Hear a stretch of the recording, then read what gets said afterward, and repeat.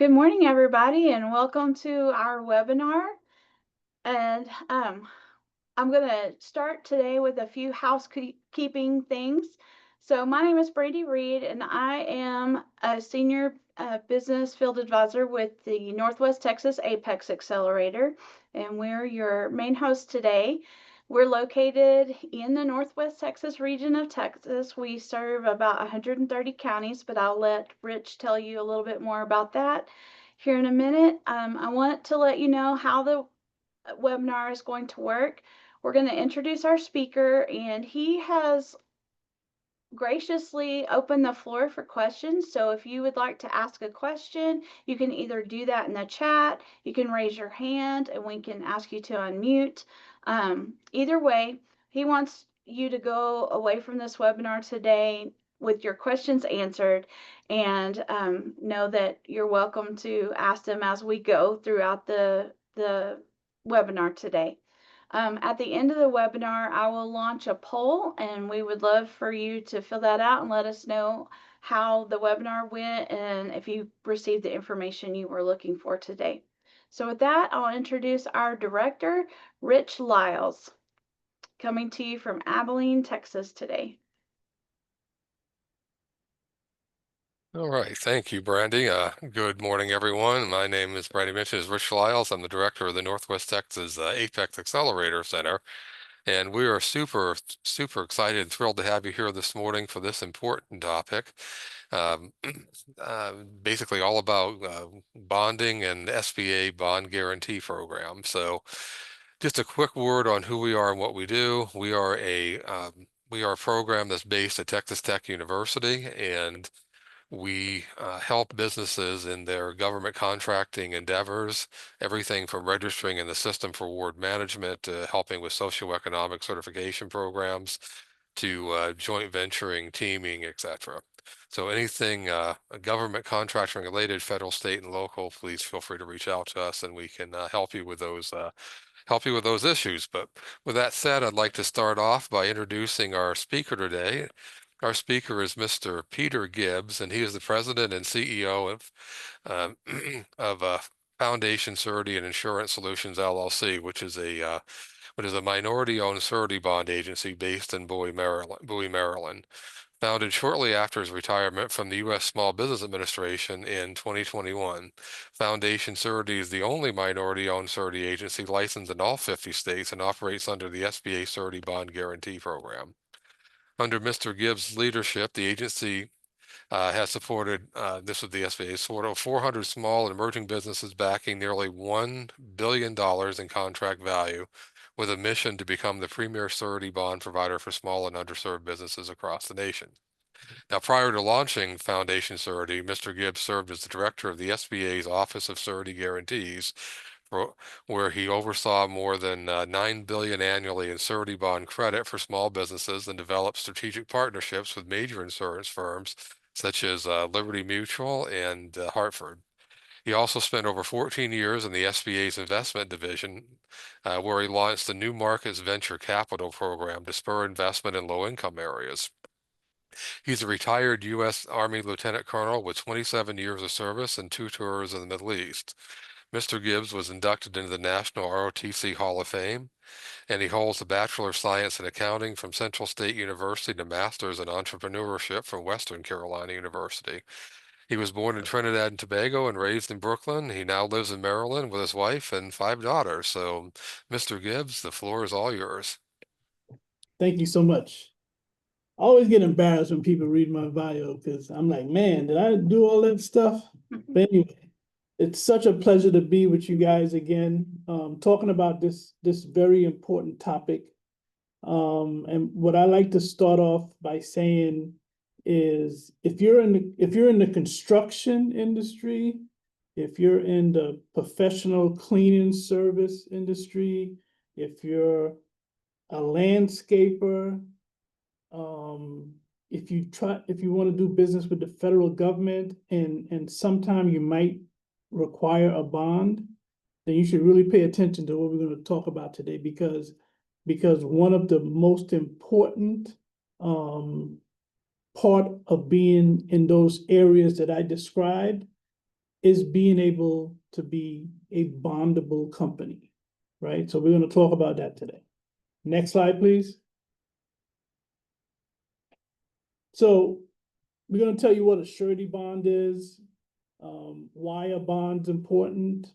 We're going to talk about the SBA Surety Bond Guarantee Program, how to obtain a surety bond, how does an agent like myself, how do we underwrite an account, what do we look for in making a decision on whether we want to support you or not, and of course the benefits of working with a SBA agent who understands how the SBA Bond Guarantee Program can help you as a small business. And of course, you know, I have a gift for you guys. I'm going to give you my tips for contractors that I've developed in my many years in working with small businesses. And like Brandy said, you know, if you have a question, you put it in the chat or raise your hands, and you know, we'll answer any questions that you have. So my only task for you guys today is don't leave this webinar without asking any question that's on your mind, good, bad, or indifferent.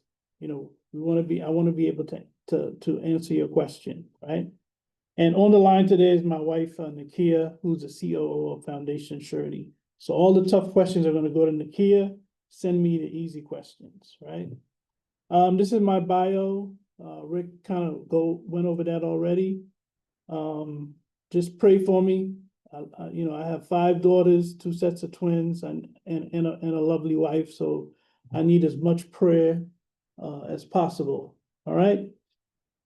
Next slide, please. This slide shows some of my achievements, you know, working for the SBA for over 32 years. But what I have highlighted in red is what I want you guys to focus on. And, you know, it says 4% default rate and 1% program loss rate. And I'll tell you what that means to me, right?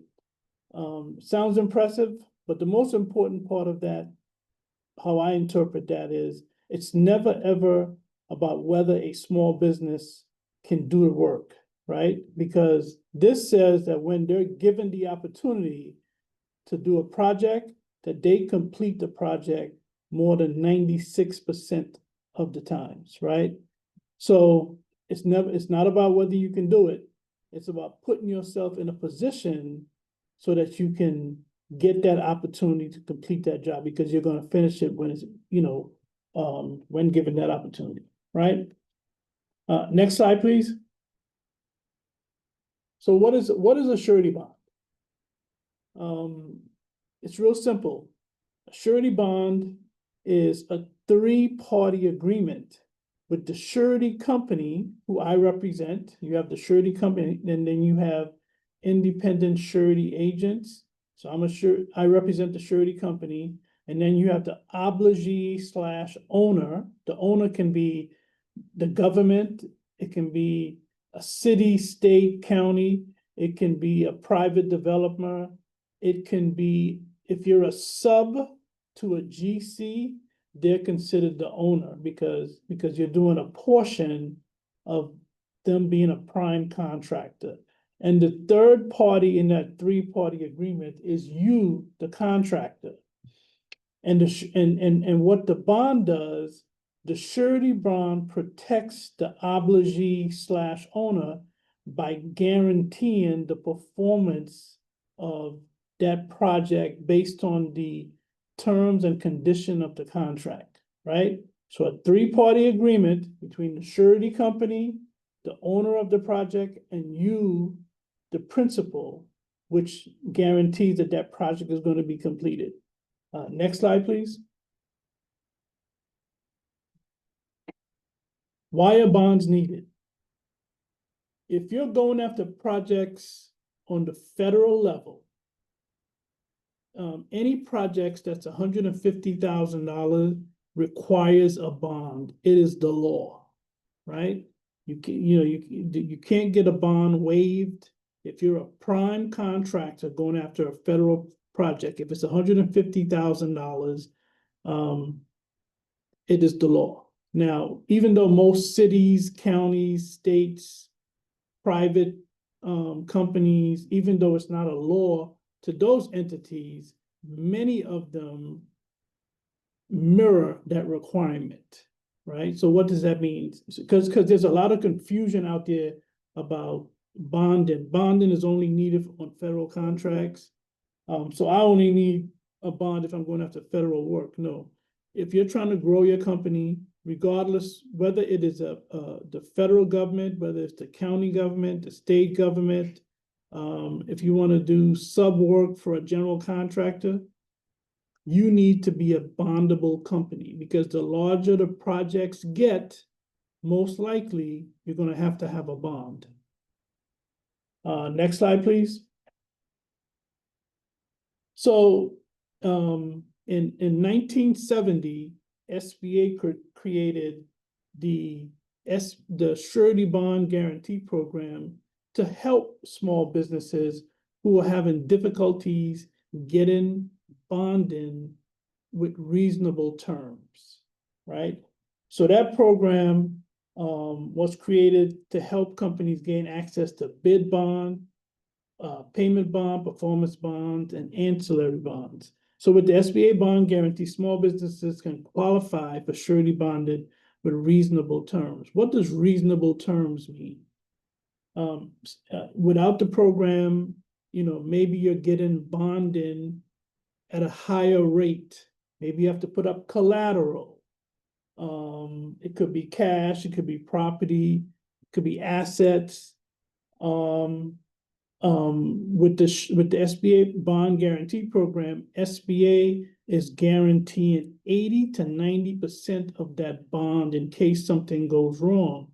So they're able to dictate to the surety companies, number one, to take a chance on small businesses, but most importantly, not take advantage of a small business, right? Next slide, please. So let's talk about the benefits of the SBA Surety Bond Guarantee Program. So I want to demonstrate to you as a business, if you're a small business and let's say you're going after $1 million project, but you have adequate working capital, your financials look good, you have good experience, you should have, and if you have $100,000 liquid cash in the bank, you would have no issues getting a bond. So I don't know about you, but most of the small businesses that we deal with, they don't have 100,000 liquid cash in the bank. So SBA says for that same $1 million, if you have half of that 10% working capital. So instead of having 100,000 liquid cash in the bank, if you have $50,000, you can qualify for that same $1 million bond. Also, if you have a business line of credit, the unused portion of it can count towards that 50,000. So needless to say, you really don't need to have that much cash, and you can qualify for that same $1 million bond if you utilize the SBA bond guarantee program. I think a rule of thumb is whatever you qualify for in the standard market, you could probably qualify for 2 times that amount when you utilize the SBA bond guarantee program. As far as the limits of the program, you can go after single projects on non-federal up to $9 million. And if it's a federal project, you can go up to 14 million single job if you utilize the SBA bond guarantee program. I always like to tell or say during my presentations that, even though the program goes up to 9 for non-federal and 14 for federal project, the average size project that we deal with in our business is around $3 to $4 million, right? So that's more realistic, right? Next slide, please. How do you benefit? It allows you to grow your business, increase opportunity, and of course, we talked about the flexible underwriting requirement. And your company is evaluated on capacity, capital, and character. Capacity looks at how do you run your business, your back office. Are you able to produce, records so that you can demonstrate the condition of your company? Capital, we look at your balance sheet, we look at your P&L, we look at your accounts receivable, to see, we also want to know if you have a line of credit. And of course, we want to do business with companies of good character, right? I believe, Brandy, is there a question on the table? Yes, there is. I'll unmute her so she can talk. Okay. Yes, my question was, because we have a catering business as well as a food truck, and we had one time I had got a question. I didn't know what that was for federal. I guess it was I don't know, on SAMS.gov they sent me a um thing for, I guess, an estimate, and it was dealing with bonds. And so I'm like, I don't know, do catering companies or food truck services, do we have to have bonds? Because I know, like, we're in Louisiana and we deal with a lot of hurricanes and natural disasters. And sometimes I'm in the process of registering for emergency management to where I can possibly get the opportunity if need be. So, but I'm not sure about if that's required for my profession. Yeah, so your profession may require a commercial bond. The state might require something, or the city might require something. But rarely do I ever see bond requests, for catering companies. But everything goes back to whatever contract, like whoever you're trying to do business with, they're going to propose a contract to you. You just got to read it and see if there's a bond requirement. But most likely, it might be a commercial bond, which is renewed, from year to year, right? But the key thing is to read your contract and see if there's a requirement specifically for a bond. All right, thank you for the question. Next slide, please. We have another question. Do you want to answer it right quick? Sure. It's with Colette. Colette, you should be able to talk. Or wait, okay. I think Colette's on mute. Okay, hi everyone. I unmuted. I had sent the question into the group. So I have a logistics company and just doing some research. I know I need a performance bond.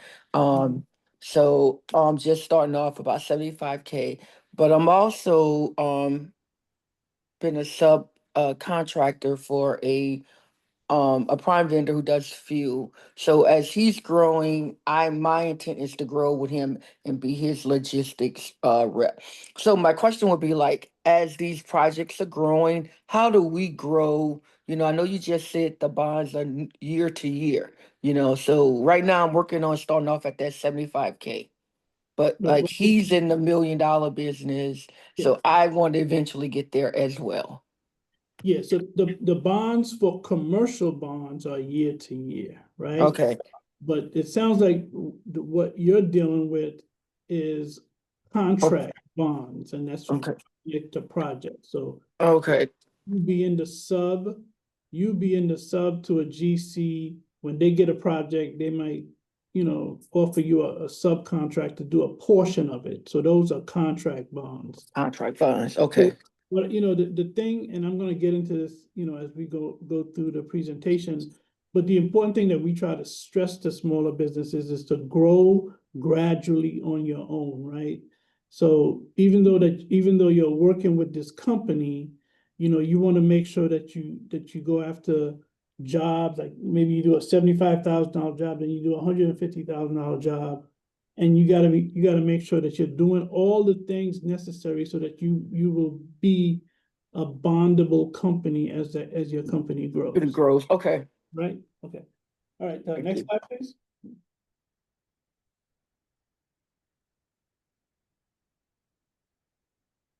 So how do you qualify? These qualifications are pretty similar to, if you're a small business and you're going after an SBA loan, you got to be current on your taxes.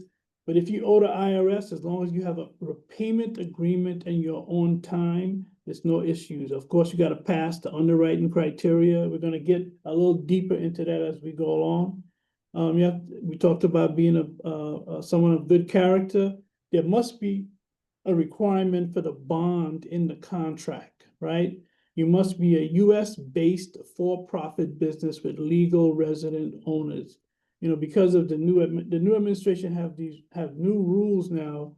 If you're not a U.S. citizen, you have to provide documentation that you're a legal resident. And even if you're a U.S. citizen, but you were born in another country, we have to get your citizenship papers to qualify for the program. You must be eligible to do business with the federal government. You cannot be involved in a current bankruptcy proceeding, but if you were in a bankruptcy and it's been discharged, you qualify for SBA's bond guarantee program. And of course, you qualify even if you had a criminal record, but as long as you're not currently incarcerated or under indictment for a felony, you qualify for the program. And also, just like every SBA program, you must be categorized as a small business based on the NAICS code, which, you know, when you're talking about construction, service, and supply, it's the average annual revenue for 3 years or 5 years. So if you're a general contractor, I'm gonna test your knowledge here real quick. If you're a GC, and you know, if your average revenue is less than 42.5 million, you are considered a small business. Like, most people wouldn't think that if you're doing $42 million a year in revenue, that you would be considered small, right? But based on the NAICS code, for a GC, if you're doing 42.5 million annually, you're considered a small business, right? But you as a business, you should know what is my maximum revenue over 3 years to be considered small. So if you're a drywall company, it's very simple to do a search and find out, you know, what that limit might be. It's not going to be as high as a general contractor at 42.5, but whatever you are, you can figure that out, right? And of course, if you're a manufacturer, the average number of employees is the test to determine whether you're a small business, right? Next slide, please. So, you know, one of the things that I want you guys to really take out of this presentation today is, if you're in those industries that I talked about in the beginning, construction, landscaping, professional cleaning, any federal contract that requires a bond, any state contract, if you're in a business that you think that you're going to need a bid bond, a payment bond, performance bond, the most important thing out of this presentation is for you to take out is, do not wait until you get awarded a contract to go after to get that bond, right? What we see as a company is too many businesses spend a lot of time forming relationships, working with other companies, and they get awarded a contract, and then they start thinking about the bond after they get awarded the contract.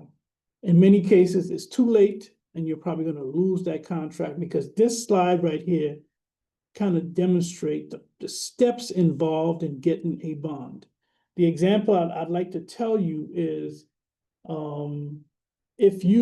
let's say you get a contract for like $3 million, right? You know you can do the work. To get a bond, it's going to require you to get like a compilation financial statement. If you don't have a compilation financial statement, that's probably going to take at least 6 weeks to get done.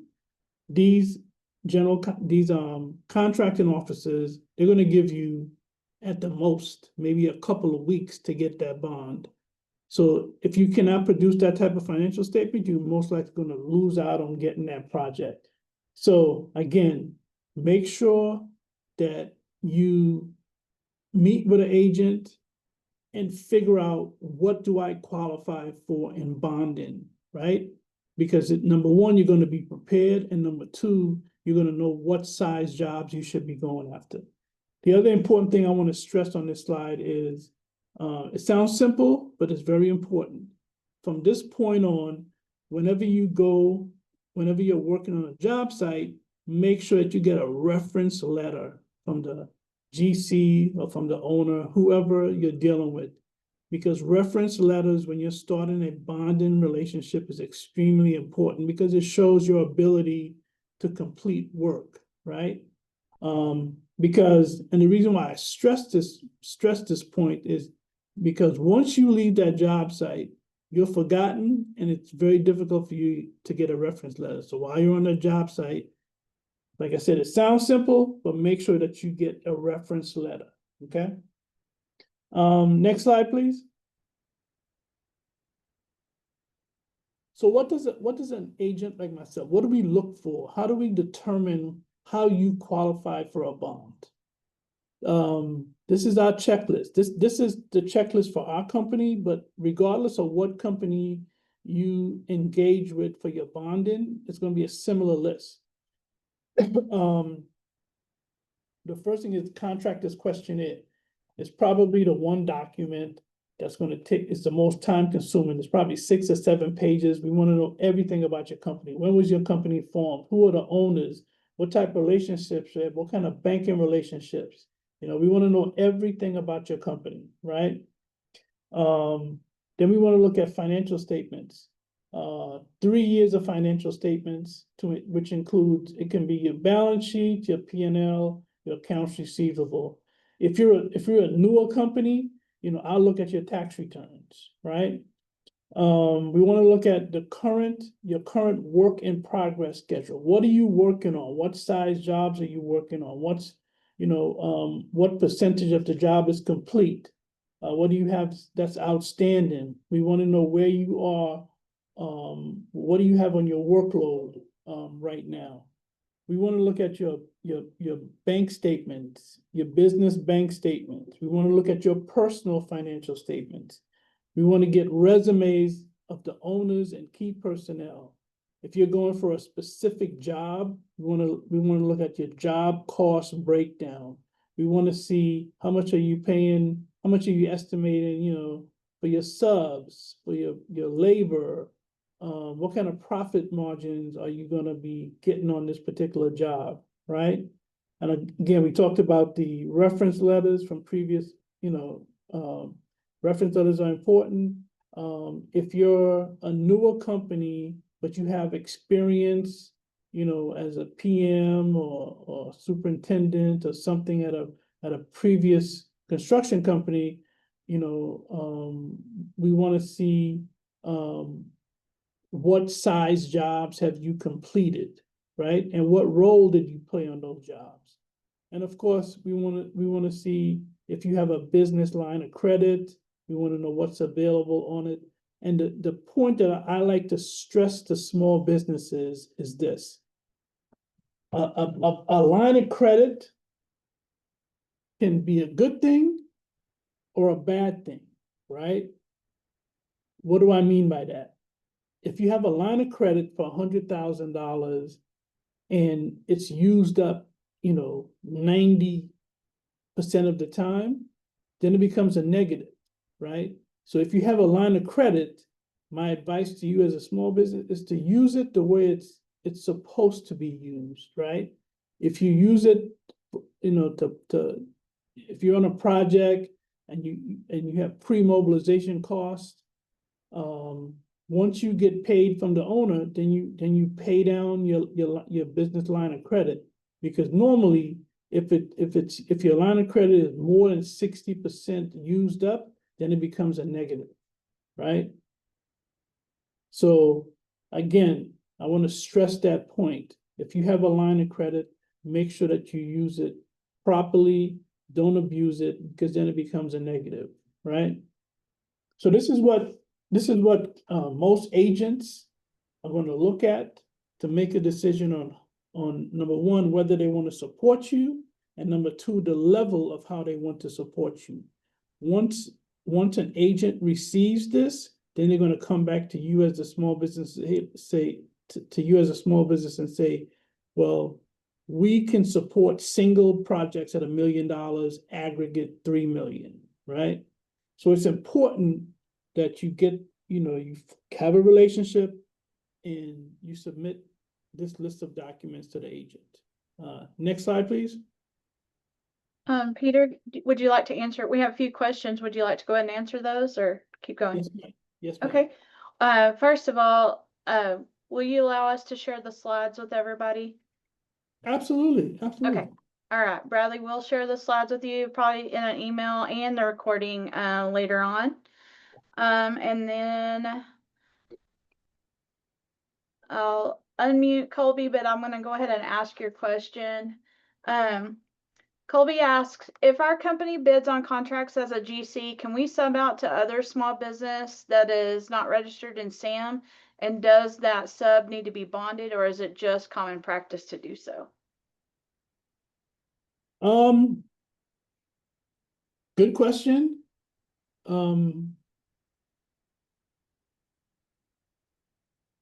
Whether they want to be bonded is really up to you as a GC, right? And it might be a requirement of you getting bonds from a surety company, right? Example, if I'm looking at a bond request, let's say for 3 million, and you as a GC has a subcontractor that has for $1 million, I'm going to require that sub to get a bond so they can bond back to you, right? As far as, SAM's requirement, I mean, I don't know what those requirements are, but I'm pretty certain that they don't have to be in SAM's for you to get a subcontractor with them, to get a subcontract with them, right? Did I answer all of it, Brandy? I believe so. It really depends on who we're contracting to, whether the sub needs to be bonded for the GC or not. It's really I would say if you're a prime contractor, you should have a sub bond requirement, right? What I see with many of the companies that we deal with, any contract that's 250,000, their sub has to have a bond. So that Okay. should If it's be under 250,000, yeah. That should be an internal policy that you should have as a company. okay. Okay, up next we have Kellen Williams. Let me find him so I can. Sorry, our list is longer.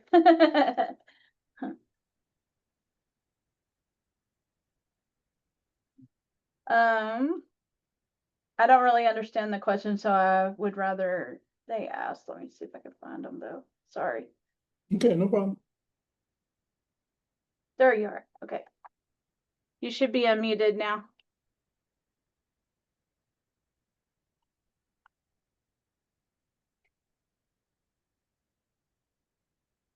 Colin, you ready? I thought it was Kellen. I'm sorry, Colin.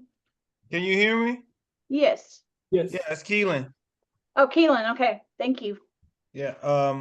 I think I need 15% of the purchase price of a specific item.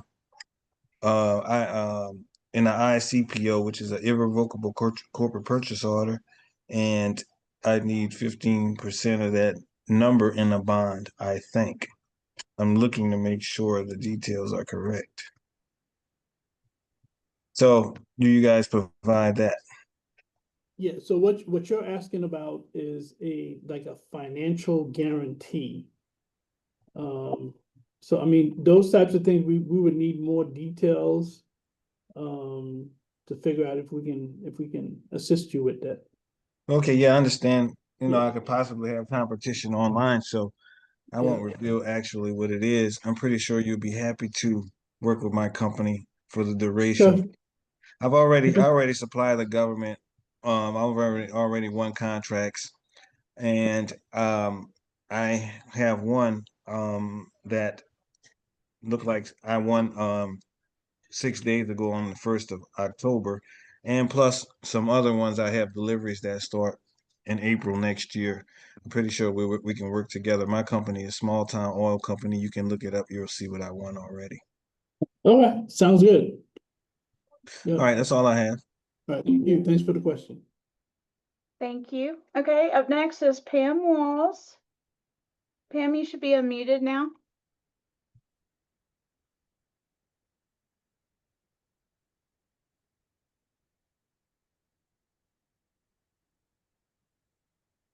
She says, I have a final acceptance letter from DOTD contract.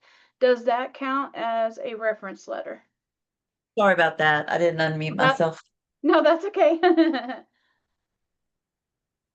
Yes, I would say yes. Yes, it would. Okay, great. Yep. Awesome. Thank you. Thank All you. right, next slide. Okay. Oh, and I Right, just so- want to remind everybody right quick that we are recording this, so good not to give out individual personal information. So we have one more question, Charlie. Okay. Okay, you should be able to unmute.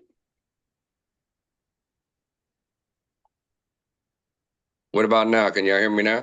Yes, Yes, sir. sir. Yeah, so I'm in a unique situation. We're just now about to start doing government work, but I have like 7 companies. The one that I'm really more focused on is going after Charlie Rick Engineering, which is an engineering company. But being I'm owner of all the companies, we are wanting to leverage all because like I got a commercial contractor's license, general contractor's license, electrical, plumbing, HVAC license. We do like agent in place. I got like a retail store. And so I heard you say something about if you have over 100K in the bank, you usually won't have problems getting bonded. So we normally have that. I guess what my question is, if Charlie Rick Engineering don't have no past work, like I have no government past work except with my other companies, like for the fire department or like the VA, stuff like that. But Charlie Rick Engineering does not, and it's its own entity. And that's the one I'm wanting to go after work with, but I'm wanting to leverage all of my other companies and their licenses. Have y'all ran into situations like that? And what should I be preparing for now before bidding on jobs? Well, I mean, that goes back to sitting down with an agent and really understanding, your situation and figuring out a path forward. Having 9 different companies, that's going to be a challenge. I'll let you know right now. For any surety company, right? But Even though we're again, cash built, not fine, like not in debt, and we usually do about 3 million plus a year in work. Does I that mean, it matter? doesn't. Yeah. It really doesn't matter. Uh-huh. But I think the important thing is to really try to get to understand, like, how you operate, so that we can figure out a path forward. Yeah, so basically the prime is my other company, which then leverages all of these subcategories of that one company. And so basically I just become my own sub to a lot of work. And so kind of reversing the script because Charlie Rick Engineering is a disabled veteran owned company. My business partner there is disabled veteran owned. And then my other companies I own outright. And so that's why I just don't want to give up my ownership to them companies. But so how do we reach out to y'all, or what do we Yeah, do we'll in have order to start it? Yeah, we'll have some information at the end of the presentation with All my right, contact cool. stuff, and then we can definitely talk about how we can help you, right? So let's say we have issues and I have a couple 100K in the bank. Does that help me like with these bonds? Because our goal is to start small anyways. Yeah, well, let's All right. have a discussion, Perfect. right? Okay. Yep. All right. Thank you, Charlie. Any other questions? Okay. All right. So these are some reasons where we deny small businesses for bonding. And this goes from, you know, my years at SBA, and since we started our company 4 years ago, right?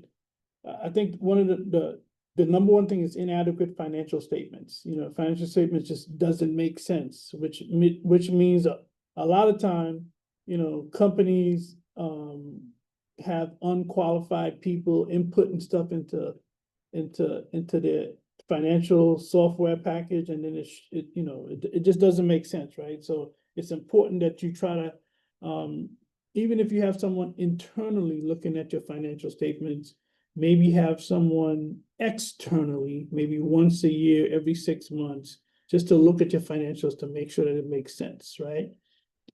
Insufficient working capital. There's no money in the company. They're in a negative working capital situation. You know, unfortunately, we have to deny companies bonding for that. Large profit withdrawals, you know, at the end of the year, large distributions. You know, we want companies to really, you know, keep money in the company. Project size jump, which basically means that the largest project that you've ever completed, and now you want to go after, is $100,000, and now you want to go after $1 million project, right? You know, we want you to grow gradually. So if you've done $100,000 project, you know, we want you to go to 200,000. We want you to go to 500,000. We don't want you to go from 100 to 1 million, right? You know, the project, unfortunately, too many companies think about bonding last, and then when they get awarded a contract and they come to an agent, and then the balance sheet just doesn't, they might have a good balance sheet, but it doesn't support the size job that they're going after, right? Another common thing that we see is, you know, when you're getting bonding, there's something called a general indemnity agreement that must be signed by you and your spouse, whether your spouse is involved in your business or not. There's nothing that you can do to go around that, and spouses just won't sign the GIA. If you had an outstanding claim, you know, which means that, you know, maybe you were a sub on a project, or maybe you were the GC on a project, and then you were involved in a claim, that can be a negative. You know, there are weak internal control systems. What does that mean? It means that, let's say, you know, you're trying to get bonding, and we're asking you for documents, and you just don't have the ability to produce it. It means that, you know, there's a problem internally, right? If you have legal or tax issues, you know, that could be a problem. High debt, negative cash flow. You know, what I would say to you as a small business, as you're establishing a relationship with a surety agent, whatever issue you have going on, you should be open and discuss this with the agent, because regardless of what the situation is, we will find a solution to try to get you bonded. The worst thing that happens is when this is a surprise to the agent that you had an issue, right? So be open, you know, answer questions properly, and you'll be surprised how agents can really help you, right? Next slide, please. Of course, there are fees associated with bonding. If it's a bid bond, there should be, you should not have to pay a fee for bonding, but I do know that some agents may charge you an application fee for a bid bond.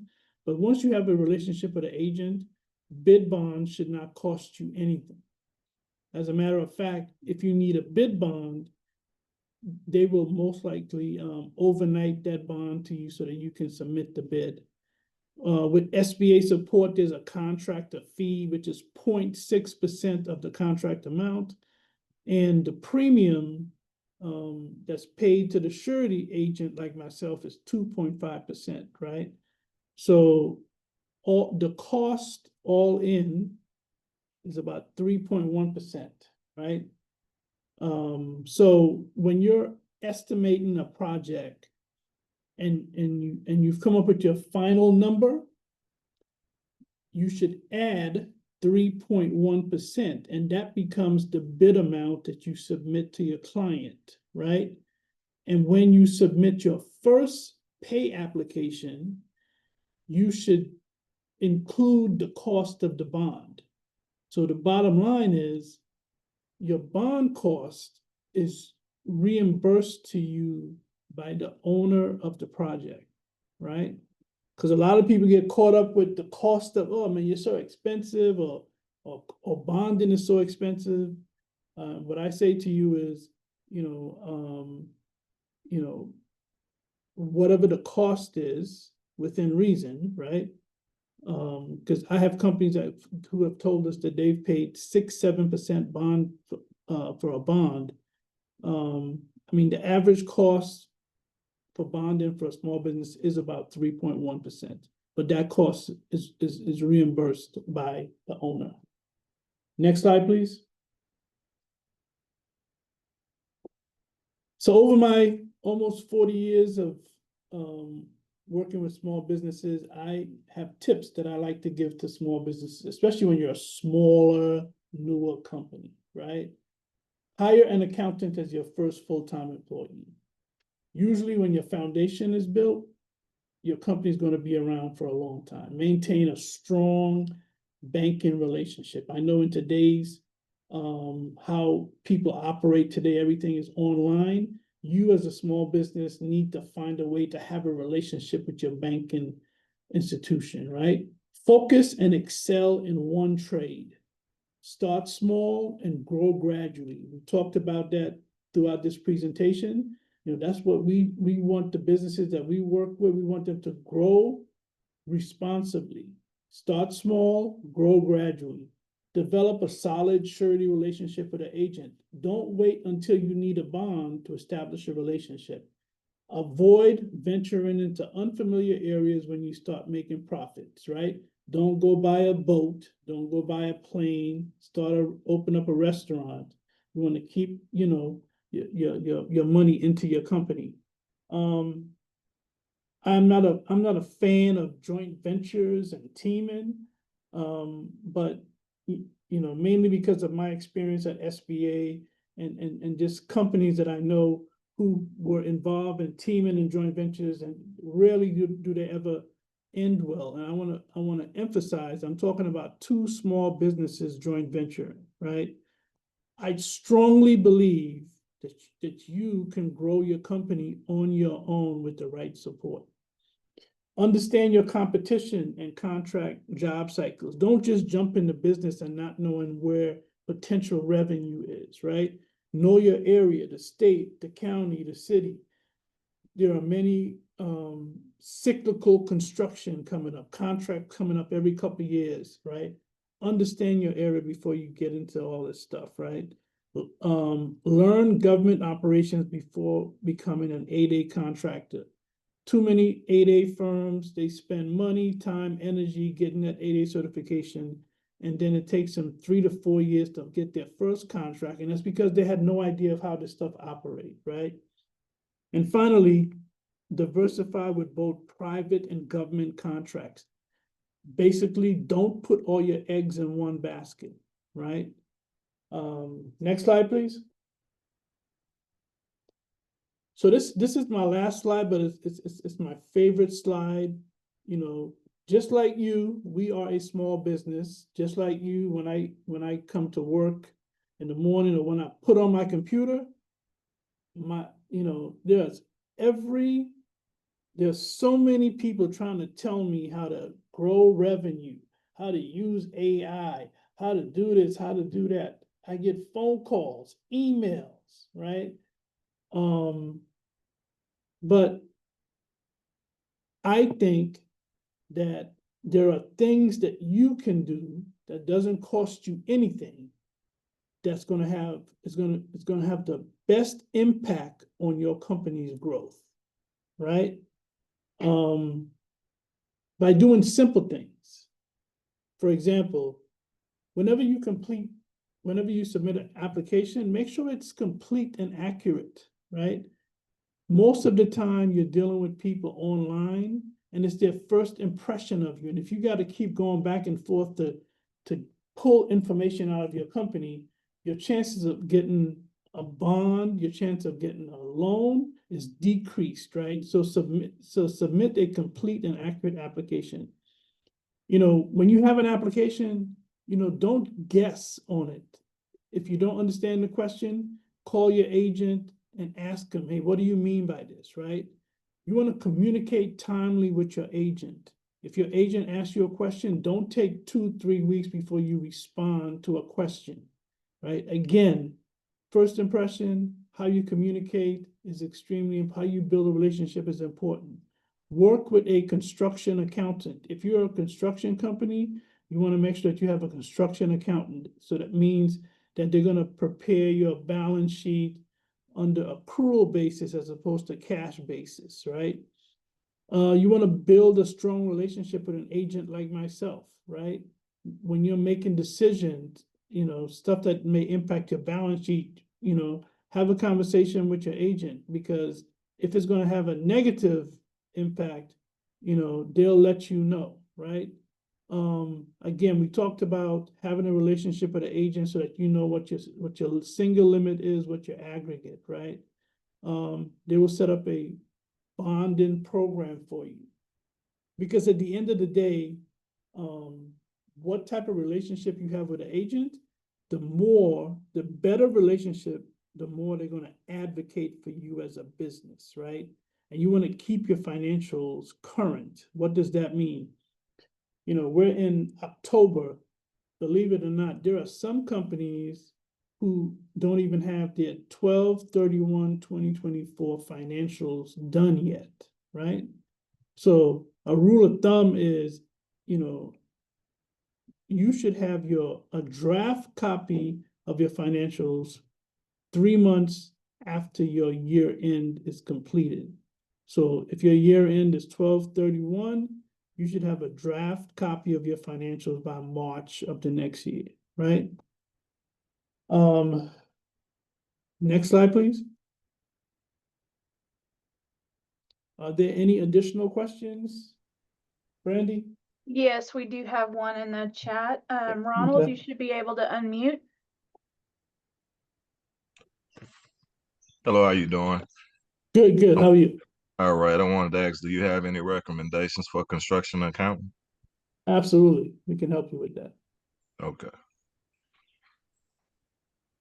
We'll give you Mr. Gibbs' contact information on the next slide so you can reach out to them and find the ones in your area. Sure.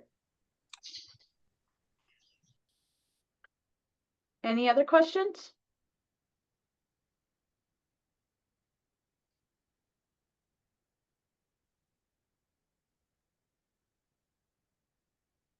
I'm going to go ahead and put up your contact information right quick so everybody can capture that. And I think the next slide is a QR code, right, where they can set up an appointment. Yeah. We have someone has a hand up. Pam, did you have another question? Yes, you said that, well, I think you said that when the cost of the bond is usually, and I may be wrong about this, but was reimbursed by the owner. Yes. Should you just, I didn't know that was an actual thing. I thought you should just, whatever the cost of the bond is, just include it in your bid. Yeah, that's what is that what you're talking about? I said that. I said when you estimate the project, then you want to add the 3.1%, which is the cost of the bond, and that becomes your new bid amount. Okay. That's what I thought. Okay, thank you. Yeah. You'd be surprised how many small businesses do not include the cost of the bid in their estimate, and then you know, that's gonna eat up your profit.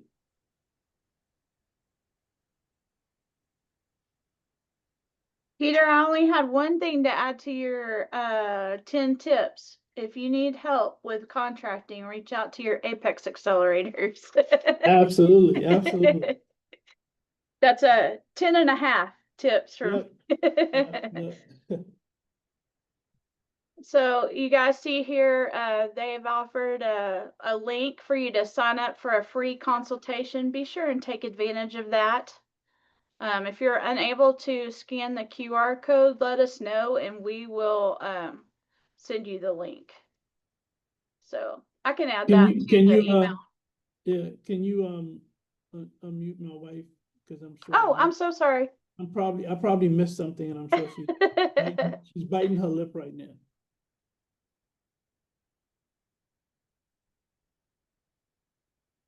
You're on mute. There you go. Sorry about that. Can you unmute? There we go. Yes, no, you were actually pretty good today. What? Yeah, the only other thing I would have said was that we do also bond transportation companies, security companies. If you are in like security, you do security surveillance. You know, those are also companies, and then sometimes even some IT companies, you know, have required bonding as well. So if you're in any of those fields or industry, that's also, you know, companies that we see a lot that we bond. That's good to know. I thought it was primarily construction companies, so.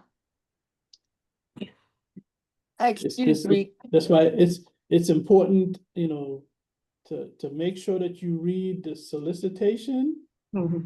and you read the contract.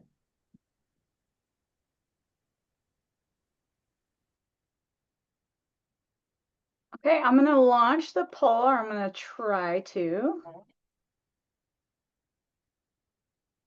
Let's see, or the survey.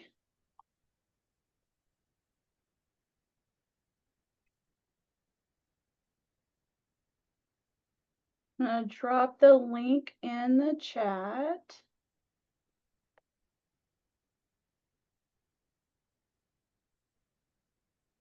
Are there any other questions before we leave? Don't leave without asking your question. Yes, I have a question. It's Colette Moses. Okay. She talked about bond and transportation company. Does that include like a 3PL? Because I have a 3PL. That's what I'm working towards.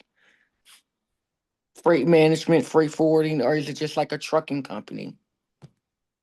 It all, you know, it all, when we bond transportation company, it's usually a requirement by the state. And they'll say that you have to have a bond, and it's usually a commercial bond. So it's all about understanding, you know, where you are and if they require a bond for that, for your transportation, whether it's individually or company-wide. Okay, thank you.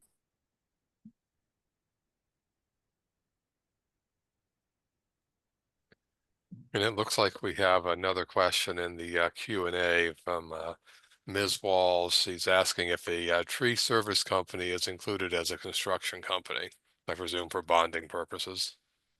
Absolutely, yes. That would fall under landscaping.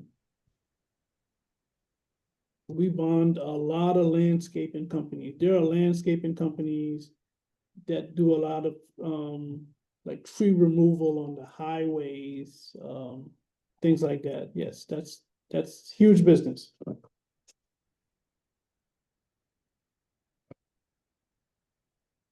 Awesome.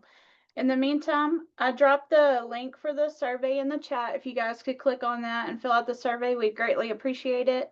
And to everyone who is in our Northwest Texas region, we want to invite you to Cookies and Contracting. Tomorrow we'll be in Amarillo, Lubbock, and Abilene. And Amarillo starts at 10 a.m. and goes to noon. It's a come and go event. It's just an opportunity for you to network with other companies, some subs, some primes, and hopefully some government contracting teams or their procurement teams. And also some resource partners will be there with the Small Business Development Center. So if you have any questions regarding how you need to manage your business, they can help you with that, or we can help you with government contracting, and we'd love to see you there. So any more questions? This is the best time to ask them while we've got Mr. and Ms. Gibbs here with us. And we still have time, so you're good. Well, I want to say thank you to the participants. Great questions.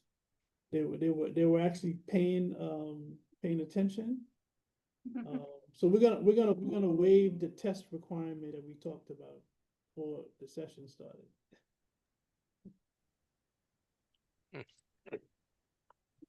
Oh, all right. Well, we'd like to say thank you to everybody who attended today. Certainly thank you to Mr. and Ms. Gibbs. Thank you for that wonderful presentation. And if you have any questions, please feel free to reach out to us or reach out to them directly with your bonding questions. And if there's anything that we can help you with, we'll be happy to do so. So with that said, don't see any additional questions. And so if you have them, reach out to us. All right. Well, thank you. All right. Thank you. You all have a good one, and we'll see you next time. Yep. All right. Take care. Yeah. Great. Bye. Thank you.